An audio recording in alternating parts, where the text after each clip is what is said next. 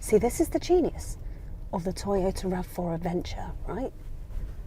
I can sneak around in EV mode and look around a military base and no one would notice because it's silent until the engine kicks in and then it ruins it.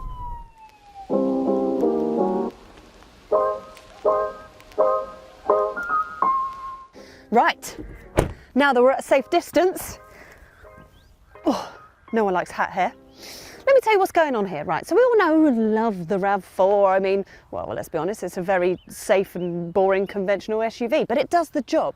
But sometimes you need something a little bit extra to get the heart pounding a bit more, and Toyota know that, which is why they have given us this.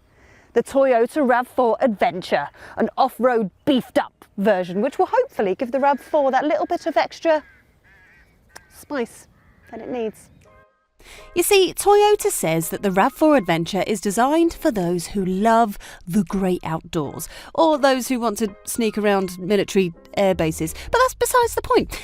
Outside, it's been toughened up for the job, and we think the new look really works. So we've got the same overall shape as the regular RAV4. You've got LED headlights, LED fog lights, a much chunkier bumper, plastic body cladding, this silver skid plate down here, which I think looks quite nice, different grille, black grille bars that I think makes it look a little bit more menacing than the regular RAV4. These pumped up wheel arches with darker 19-inch wheels. It's all very serious, isn't it? Like a baby Land Cruiser. Oh.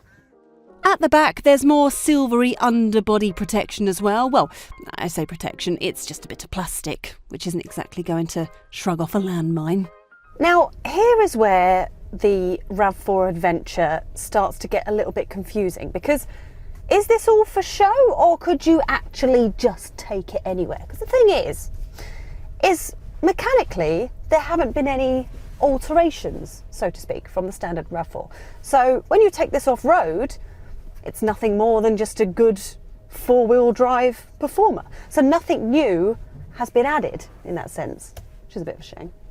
Okay, so where it doesn't quite live up to its rugged looks, underneath, the RAV4 Adventure does have a little trick up its sleeve. See, this is based on the brand new RAV4 that's all lovely and updated and has whole heaps of improvements. This is the hybrid version, and it's got more power than a full Puma ST.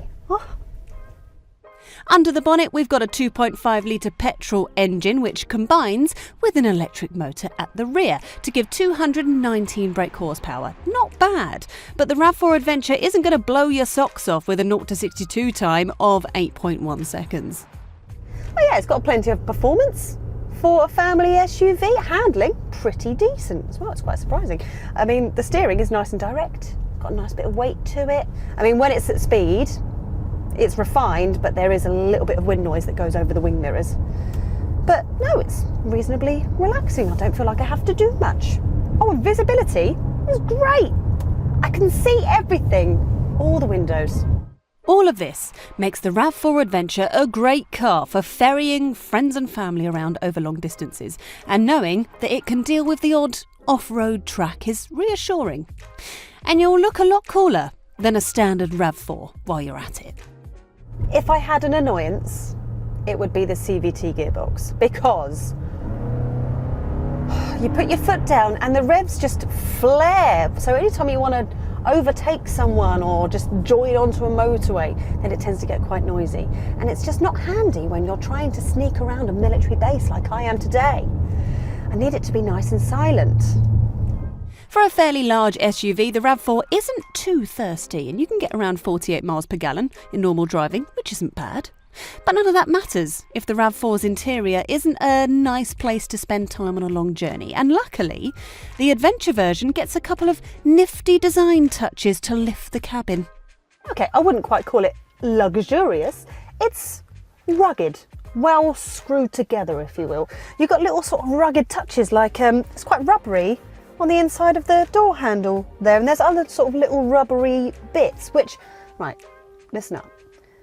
I do think that every car has a satisfying thing, and I've found the satisfying thing here, because not only do I love buttons and twiddly knobs and stuff for climate controls, but because of the rubbery effect, I can do it all. with one finger. Oh, I love that. That's really satisfying. We've got an 8-inch touchscreen, which is fine. There's a little bit of lag to it. You do have buttons down the side to make things nice and easy. It's got Apple CarPlay and Android Auto. It's fine. Oh, I do like the orange stitching that you've got in here. It's only available in this Adventure version. So you've got the orange stitching there and on the seats, plus sort of quilted leather upholstery, which I think is quite lovely. Storage, pretty decent. Place to chuck your phone, place for your passenger to chuck their phone. There's a little hole here, which, oh, I've been keeping my Tesco trolley pound in there. That's handy. Good place for your coffee cups. And in here, look, there's a little bin and USB-C charge points. Yeah, rugged. Anything else? Oh, yes. Panny roof. I love a panny roof. The RAV4 is pretty roomy as well. You'll have no trouble bringing 4 adults along with you in comfort, and the boot is a decent 580 litres. You can easily shove a mountain bike in there, or a small canoe if you fold the seats down, if that's what you're into.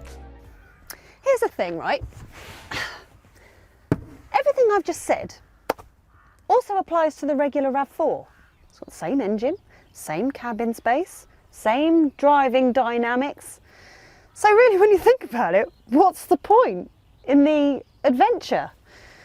I mean, it's going to cost you an extra 1,500 quid on top of the already very well-spec'd RAV4 Dynamic. You're just going to be paying for the chunky styling, for the chunk, for the beefcake, for the chunkier. Would I pay an extra 1,500 quid for chunkiness? Yeah, I probably would.